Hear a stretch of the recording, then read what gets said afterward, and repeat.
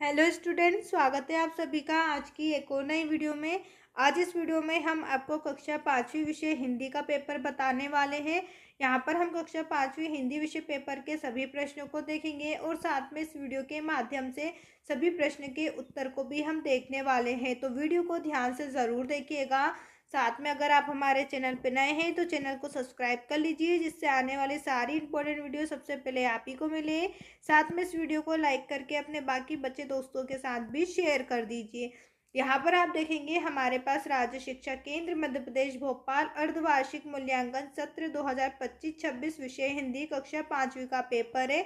यहाँ सबसे पहले आपसे बहुविकल्पी प्रश्न पूछे जाएंगे। प्रश्न नंबर 1 है, दशहरा उत्सव के लिए प्रसिद्ध कुल्लू शहर कहाँ स्थित है? उत्तर में आपको बताना है हिमाचल प्रदेश। दशहरा उत्सव के लिए प्रसिद्ध कुल्लू शहर हिमाचल प्रदेश में स्थित है। ऑप्शन सी यहाँ पर आपका सही उत्तर रहेगा। इसके बाद प्रश्न नंबर 2 है, रधिया की लड़कियों के क्या नाम थे? तो रधिया की लड़कियों के नाम थे रम्मो और कल्लो। इसके बाद प्रश्न नंबर 3 है, विद्या धन उद्यम बिना पंक्ति के आधार पर विद्या धन कैसे प्राप्त होता है? तो विद्या धन हमें मेहनत करने से प्राप्त होता है। हमें मेहनत करना चाहिए जिससे हमें विद्या धन की प्राप्ति हो। इसके बाद प्रश्न नंबर 4 है, निम्नलिखित शब्दों में भाववाचक संज्ञा है। यहाँ पर आपको भाववाचक संज्ञा किसानी बताना है। ऑप्शन सी पर आप टिक करेंगे किसानी। इसके बाद है प्रश्न नंबर 5, दीपावली पर्व भवती। दीपावली त्यौहार कब मनाते हैं या कब आता है? तो यहाँ पर आपको लिखना है कार्तिक अमावस्या। ऑप्शन बी पर आप टिक करिएगा। अब इसके बाद यहाँ पर आपसे रिक्त स्थान पूछे गए हैं। प्रश्न नंबर 6 में आपसे पूछा है, ईश्वर चंद्र को योग्यता की प्रतियोगिता में सर्वप्रथम आने पर की उपाधि दी गई? किस चीज़ की उपाधि दी गई थी? तो विद्यासागर। यहाँ पर आपको लिख देना है विद्यासागर की उपाधि दी गई। विद्यासागर की उपाधि दी गई। इसके बाद प्रश्न नंबर 7 है, ईदगाह जाने के लिए सबसे ज़्यादा प्रसन्न था। ईदगाह जाने के लिए हामिद सबसे ज़्यादा प्रसन्न था। इसके बाद प्रश्न नंबर 8 है, उदय सिंह की रक्षा ने की थी। उदय सिंह की रक्षा जो है वो पन्ना धाय ने की थी। किसने की थी? पन्ना धाय ने की थी।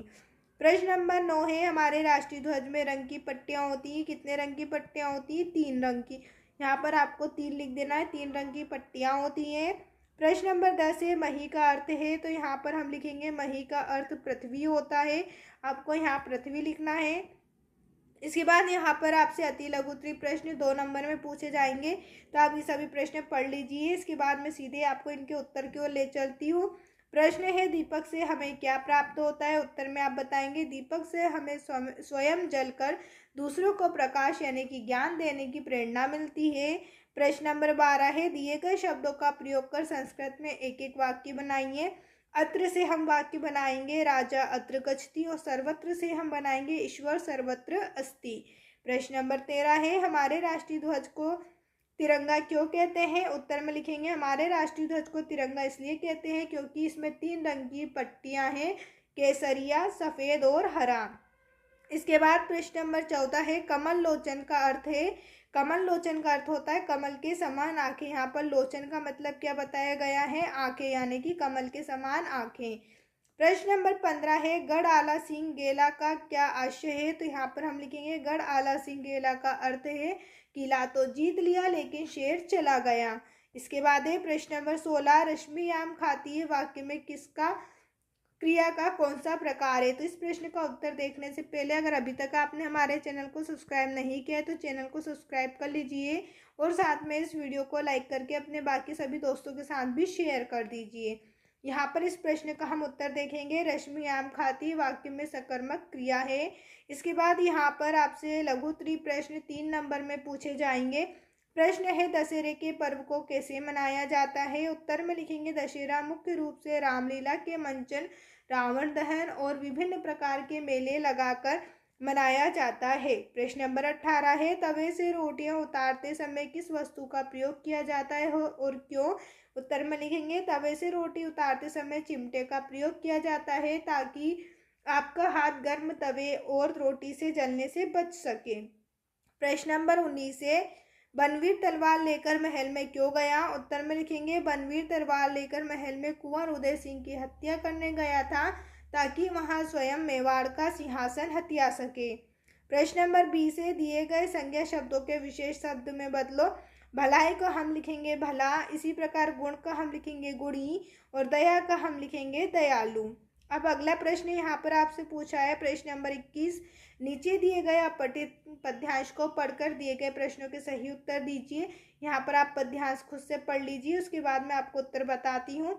जीवन में हमेशा खुश रहने की बात कौन सिखलाता है? उत्तर में लिखना है जीवन में हमेशा खुश रहने की बात फूल सिखलाता है।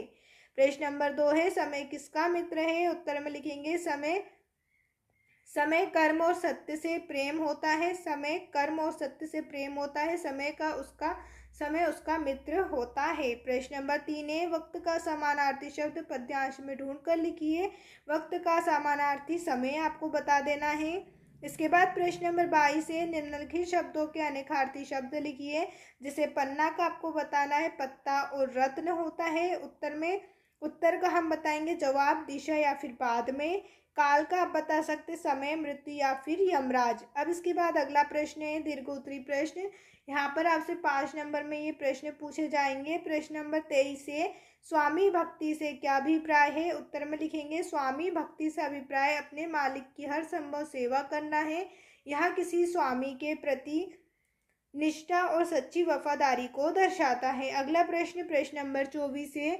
दोस्तों अगर आप इन सभी प्रश्नों के उत्तर की PDF चाहते हैं तो हमारे टेलीग्राम चैनल को ज्वाइन कर लीजिए, जिसकी लिंक मैं आपको नीचे डिस्क्रिप्शन में दे रही हूँ, जहाँ से आप इन सभी प्रश्नों के उत्तर सहित PDF को बिल्कुल फ्री में डाउनलोड कर सकते हैं। अब इसके आगे हम प्रश्न की बात करें तो प्रश्न में पूछा है शिवाजी के संपूर्ण जीवन चरित्र के बारे में अपने विचार व्यक्त कीजिए।